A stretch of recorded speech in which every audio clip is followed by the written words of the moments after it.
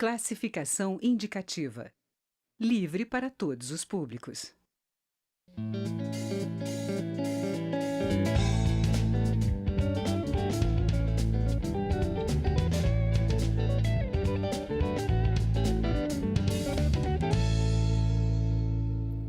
Olá! Classificar como hediondo o crime de corrupção que cause prejuízo para a administração pública é o objetivo de um dos projetos de lei que tramitam na Câmara dos Deputados. Entre outras alterações, o texto prevê que na lei de crimes hediondos passe a configurar como peculato a inserção de dados falsos em sistema de informação. O autor do projeto é o deputado Jaime Martins, do PROS de Minas Gerais. Ele é o entrevistado desta edição do Palavra Aberta, que tem uma produção conjunta da TV e da Rádio Câmara. Bem-vindo, deputado Jaime Martins. Pois não, Regina, estou às suas ordens, né? Para a gente conversar sobre um tema tão importante para a atualidade brasileira, que é o combate à corrupção e as normas legislativas que a gente possa estar implementando e discutindo para poder fazer esse combate que acho que hoje está tão assim, na preocupação do cidadão brasileiro.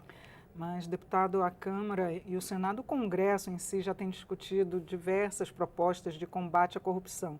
Eu queria que você explicasse para a gente, se tornar esse tipo de crime hediondo, tem chance de realmente ser coibida a corrupção? Na verdade, eu acho que toda a sociedade hoje está cansada da impunidade, né? Os crimes que são cometidos, tanto aqui na vida pública quanto na vida da sociedade em geral, que não recebe nenhuma punição, de pessoas que são presas e são soltas logo em seguida. Então, esse sentimento de impunidade acaba estimulando a prática do crime.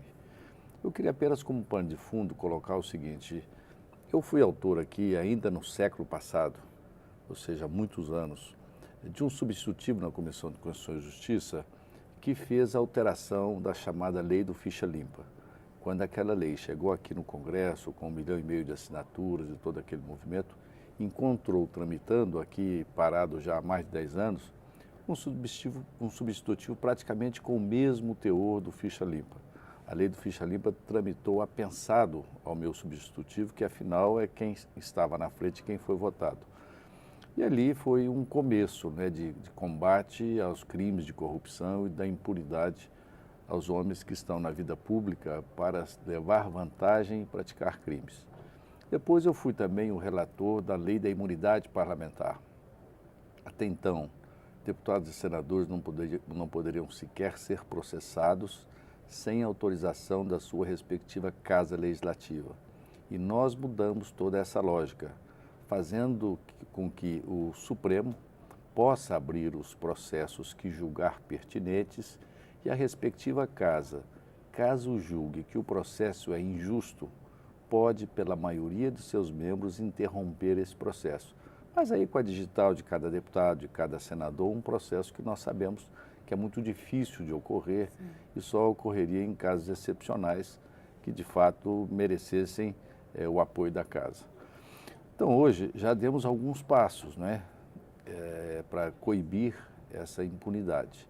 E eu estou fazendo uma pauta que eu chamo de pauta ética. Esse já é o meu 8º projeto nesta linha, que começa com a mudança dos critérios dos ministros do Supremo, que acho absurdo para a vida nacional a forma com que é feito hoje. Basta uma pessoa ter a confiança do presidente da República e ele considerar que ele tem a notório saber jurídico, que é um conceito absolutamente subjetivo, para fazer a indicação. A partir daí, esse candidato passa a ser submetido aos senadores, quase todos com processos no Supremo. Então, tem que fazer o beijamão com cada um desses senadores e cada reunião que se faz em cada gabinete, certamente ali se assumem compromissos em troca do voto de aprovação do ministro. Então, essa via é absolutamente absurda, sobretudo se nós considerarmos que todos os presidentes da era moderna, né, todos os que estão vivos tiveram ou têm processos de corrupção no seu histórico, né? Ou estão condenados ou tiveram, no mínimo, suspeitas muito graves. Então, definitivamente, o presidente da República não é a melhor pessoa para indicar quem vai julgá-lo. Se o cidadão comum não pode escolher o seu juiz, não pode escolher um amigo para julgá-lo, por que é que o presidente da República vai indicar um amigo, uma pessoa da sua confiança, muitas vezes uma pessoa que tem militância partidária? Perde a credibilidade totalmente. Então nós estamos aí assustados com essas decisões do Supremo que lameiam o judiciário, né?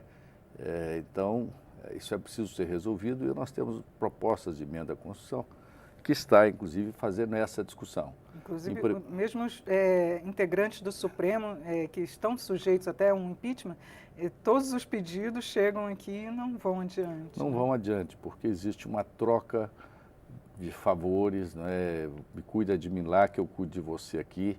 E esse troca-troca a sociedade não está admitindo mais. As pessoas estão vindo para a rua, estão se manifestando. Então, nós estamos nessa luta para fazer andar essa pauta ética, estabelecendo quarentena para aqueles que tenham sido ministros ou que tenham participado de cargos executivos, que tenham tido militância partidária, estabelecer com mais clareza o que é notório saber jurídico.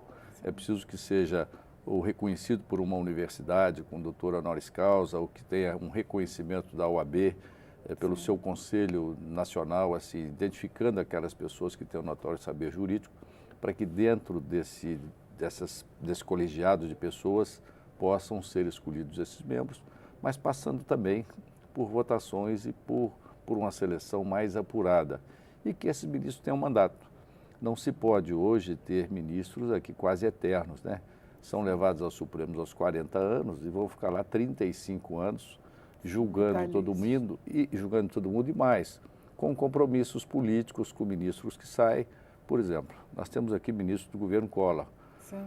Até hoje estão ali cumprindo o seu papel de fidelidade àquele que o indicou, né? Estão ali, sabemos que, sobretudo, o aspecto principal da sua atividade é ser uma trava para qualquer processo que possa envolver ou ter interesse daquele que o indicou. Agora, deputado... Então, esse é um dos projetos que eu estou lhe dando como exemplo, mas temos vários outros projetos que ajudam a usurpar o dinheiro público. E aqui, esse projeto 9712, nós apresentamos, trazendo para a condição de crime hediondo, portanto, que tem uma penalização mais acentuada, mais firme, com menos possibilidade de progressão de pena para quem comete crime de corrupção. E quais seriam os tipos que seriam considerados? A corrupção ativa, corrupção passiva, inserção de dados falsos em sistema de informação.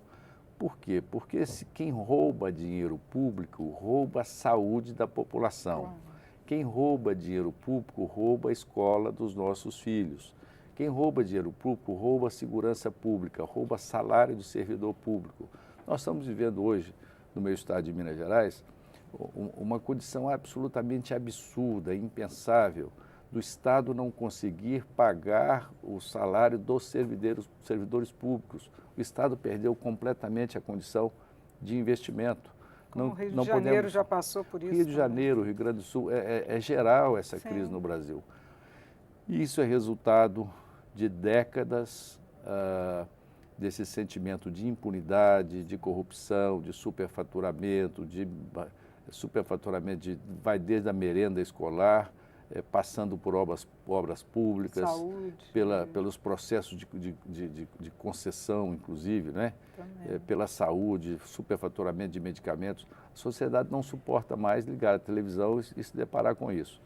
Então, acho que é justo que se transforme em crime hediondo, que não possam ser objetos, inclusive, de progressão de pena.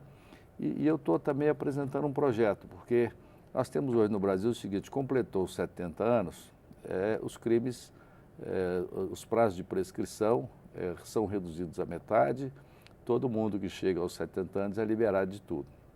Então, basta um bom advogado para empurrar o seu processo até você fazer 70 anos.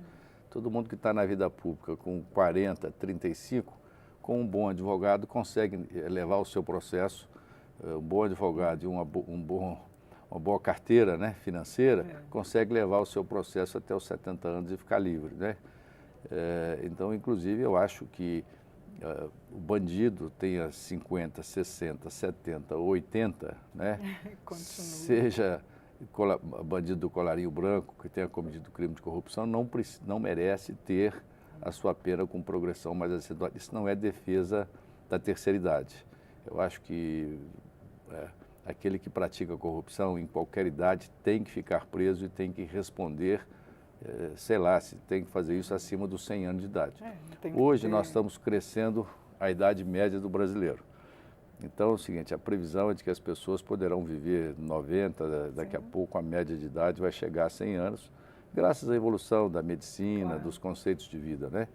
E eu acho que também para a lei penal, já que estamos tratando disso na lei da reforma da Previdência, buscando aumentar a idade da aposentadoria, por que não também na lei penal para pegarmos os criminosos que roubam, que furtam, que infelicitam a nação, mas que aos 70 anos todos podem sair mais folgadamente, mesmo que continue na vida pública, mesmo que continue exercendo os mandatos de deputado, de senador, de governador, de prefeito, eles têm esse benefício dessa progressão de pena. Deputado, muito obrigada por seus esclarecimentos aqui no programa. Regina, eu que lhe agradeço a oportunidade, estou à disposição para novas conversas.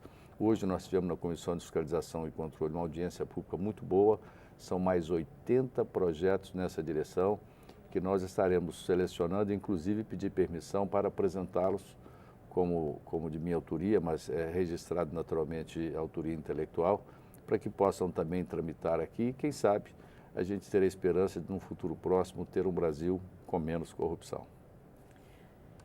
Eu conversei sobre medidas de combate à corrupção com o deputado Jaime Martins, do PROS de Minas Gerais. Assista esta e outras edições no site câmara.leg.br/palavra aberta. Eu sou Regina Assunção, agradeço a sua audiência. Até a próxima.